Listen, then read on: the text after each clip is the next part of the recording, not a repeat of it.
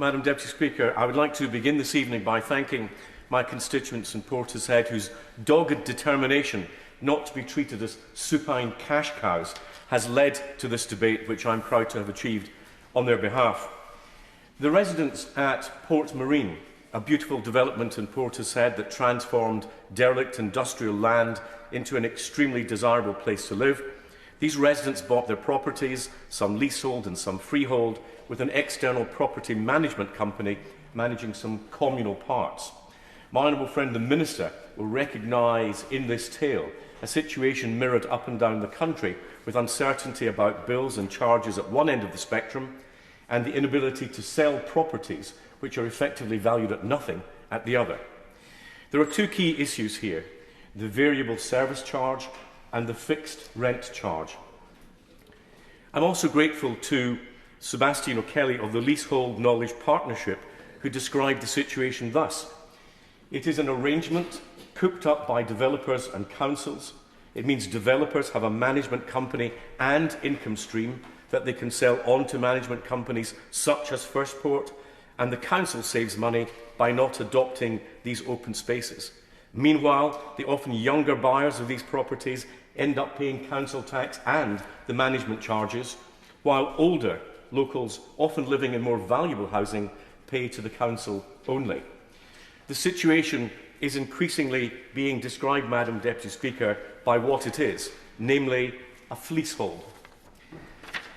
Residents initially wrote to me about the increase in the variable service charge to levels which they believed were unreasonable. Attempts to gain transparency on the costs go back several years, including a face-to-face meeting between FirstPort and Portishead residents in 2019. The issue affects around 1,000 of my constituents, both freeholders and leaseholders. In effect, residents have complained that the amount they're paying doesn't match the amount of land being managed by FirstPort or the level of the work they undertake on the Port Marine estate. It has also been difficult to get transparency from FirstPort when residents have requested a breakdown of their costs for managing the properties and land. On the 3rd of November 2023, I joined constituents representing the Portishead Management Charge Action Group, along with 2 representatives of North Somerset Council and 2 representatives of FirstPort, for a walk around the Port Marine estate.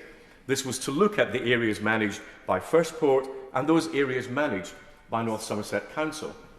We found that very small areas of the estate are managed by FirstPort, for which they charge at least £440 per annum, which seems particularly high. This produces around £220,000 of income per year for FirstPort. Ideally, residents would like to see the land managed by North Somerset Council, which looks after large parts of the estate already.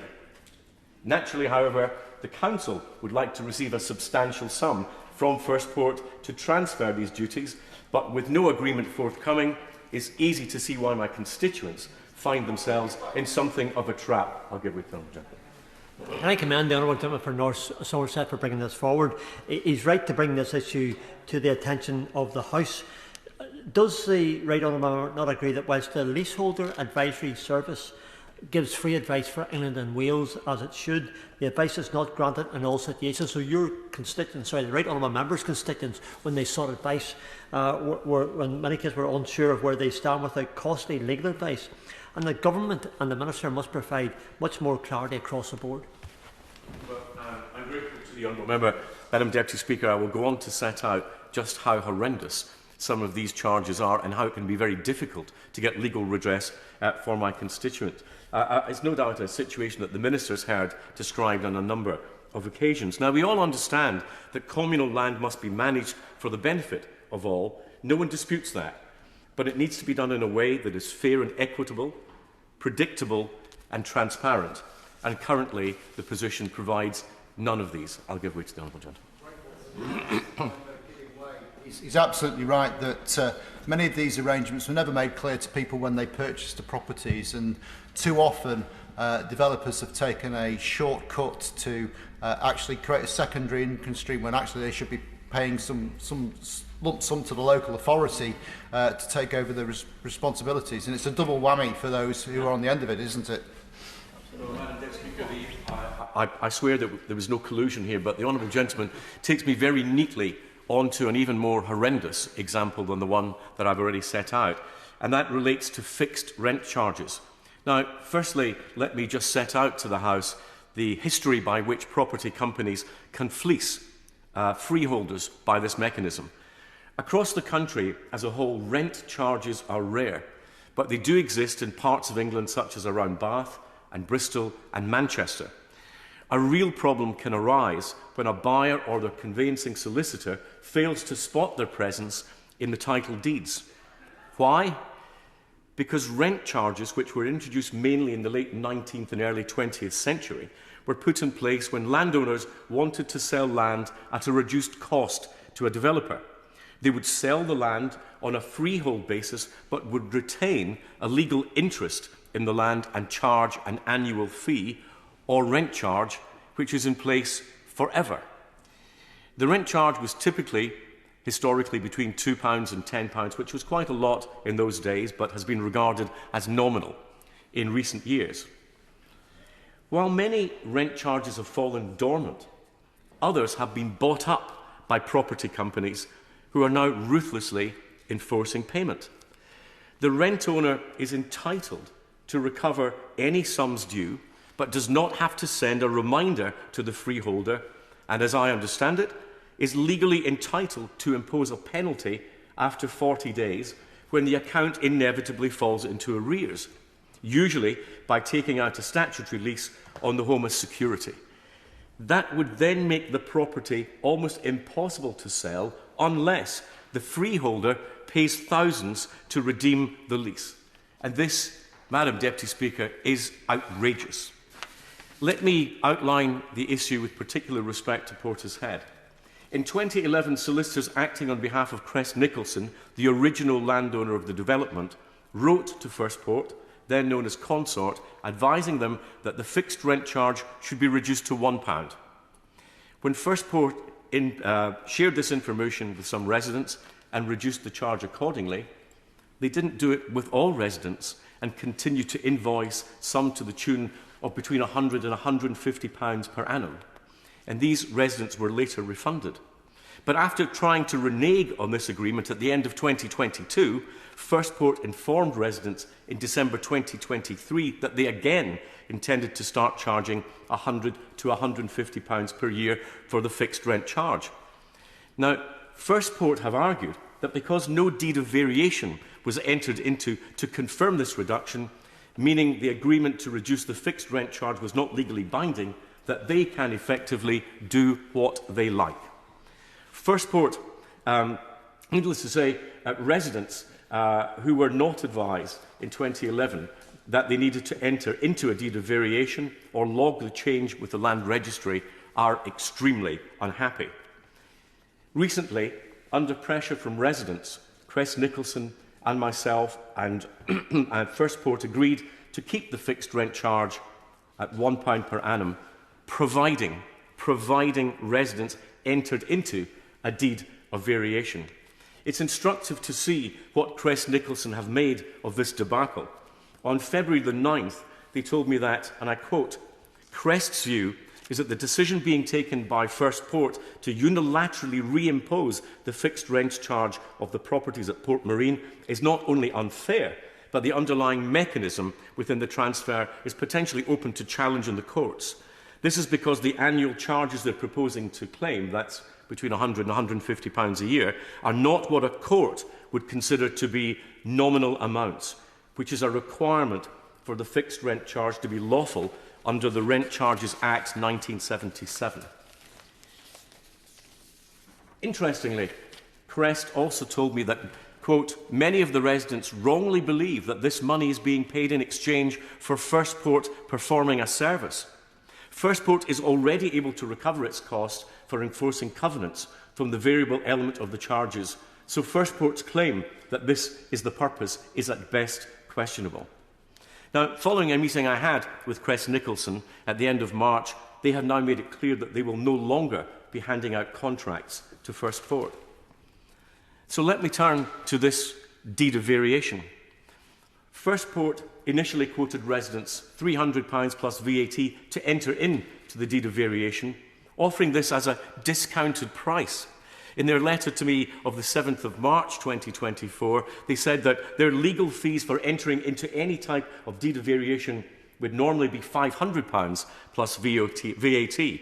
In other words, this was a bargain that my constituents should jump at so that they would not be forced to pay £150 a year. They could pay FirstPort £500 as a one-off payment to prevent this happening in the future. I think many of us regard that as extortion.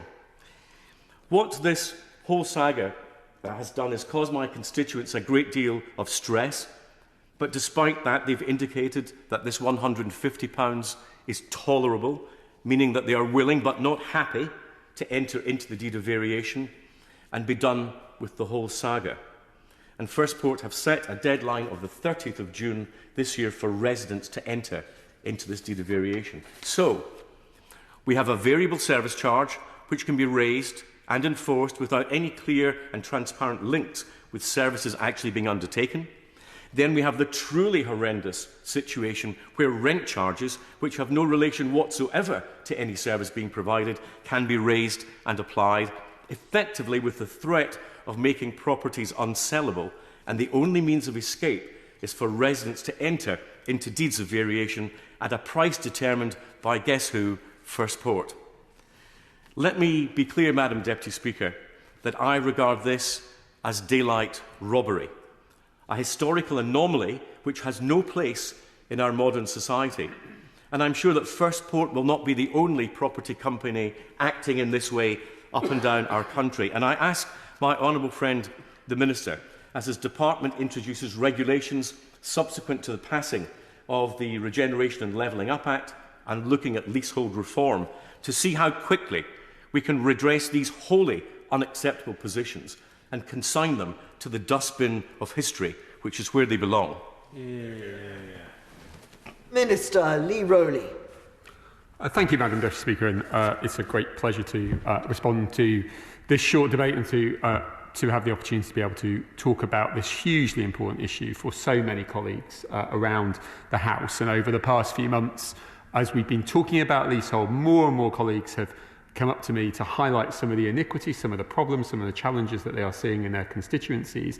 And I'm very grateful to my right honourable friend from North Somerset for highlighting the particular issues that he has experienced. And I'm very sorry to hear about Port Marine and the challenges that the residents there have been facing. Whilst I obviously can't comment too much on individual cases, I think it's absolutely vital and important that we hear individual examples, because around the country, I have heard particular examples of particularly egregious extortions and problems within this framework, and it's one of the reasons precisely why we are bringing forward leasehold reform, because we recognise that there needs to be change.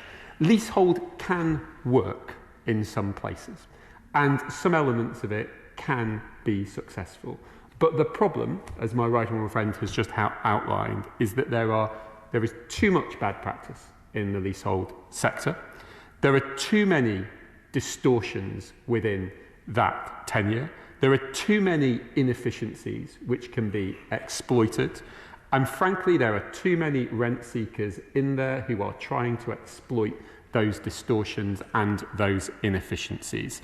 As Conservatives, and I know that colleagues on the other side of the House also feel strongly about this as well, but as Conservatives, we are nothing if we are not seeking to smash monopolies. We are nothing if we are not seeking to stop rent seeking.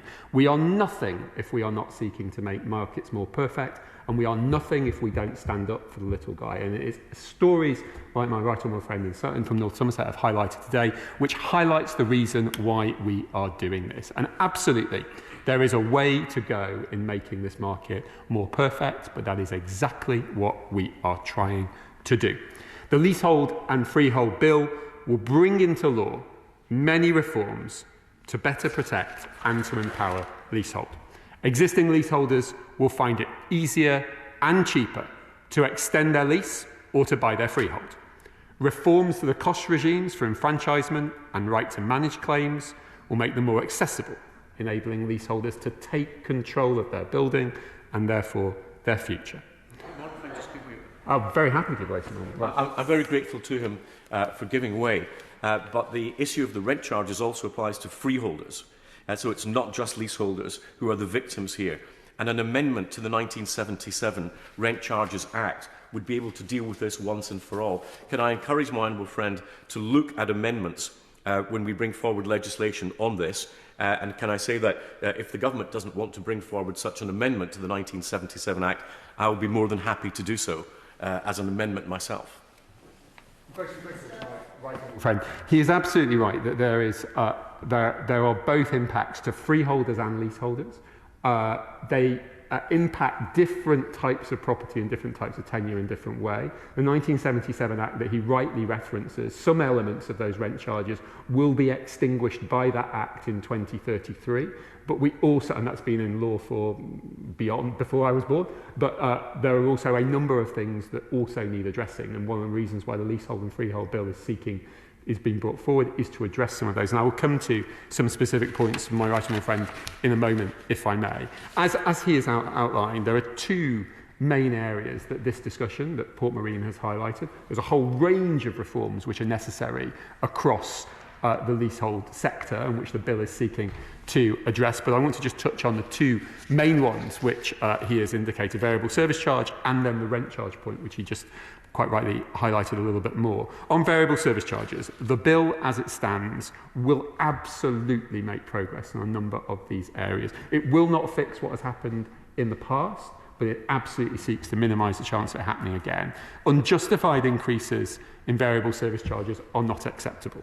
And any service charges should be transparent and they should be communicated effectively, and there should be a clear route to challenge if things go wrong.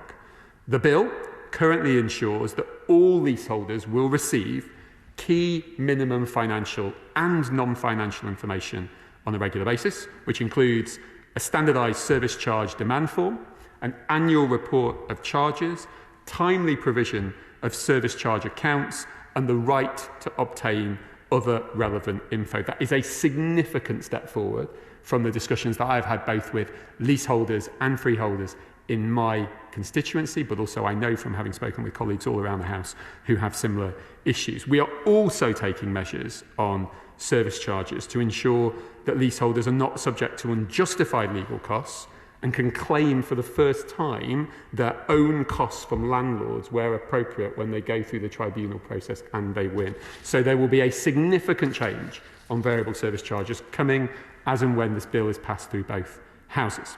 On the specifics around fixed rent charges, the bill also introduces a new framework to empower homeowners and to hold estate management companies to account for the service they provide.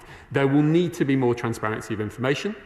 There will be a new legal requirement that estate management charges must be reasonable, and there will be the ability to challenge through the tribunal for the first time excessive costs and to ensure that estate management companies can be held to account. These measures will also cover admin fees, including deeds of variation, to the point that my right honourable friend highlighted, through these powers which will be taken. And there will be a right for the first time, as I say, to apply to the tribunal for both redress and, if there is a strong view and a view which can be proved that the managing agent who is in charge of these is doing something inappropriate or is not fulfilling their duties, they can apply to a tribunal to seek to have a substitute manager appointed, which will for the first time give the opportunity for residents to highlight where there are problems and also to remove people who are consistently causing problems within that process. And as I said in committee stage of this bill, we recognise both from that stage and from the debates that have been had previously in this House on this bill about the strength of feeling of colleagues. That has been reiterated tonight by my right honourable friend in this debate and from the contributions from other honourable and right honourable members. And we are considering further whether we can look at this area in more detail. And I hope, whilst I can't do tonight, I hope I will be able to say more soon from the government benches about how we do that. So, to conclude, Madam Deputy Speaker, my right honourable friend is absolutely right to raise these issues, both in an individual case and to highlight the key challenges which we are seeing on a day-to-day basis about how and when this system doesn't work, and how and when this system doesn't work for Port Marine. And I hope there is restitution. I hope there is a solution which comes as soon as possible. But in recognising those individual examples where things are not working, the government is taking action in a very conservative way to recognise that we have to deal with these monopolies, we have to smash the rent seekers, and we have to make sure we remove distortions to make these markets more perfect, and to ensure that there won't be another Port Marine in 10, 15, 20 years' time when this bill comes forward, because we will be significantly improving this market, we'll be significantly improving leasehold, we'll be significantly changing rent charges, so that those people who quite rightly want to buy their house, want to have the benefits of owner occupation, everything that we want to do to empower people, they will gain real control over their future as a result of these changes, and we look forward to Conroy supporting it more as it goes through its final stages in the House in the coming weeks ahead.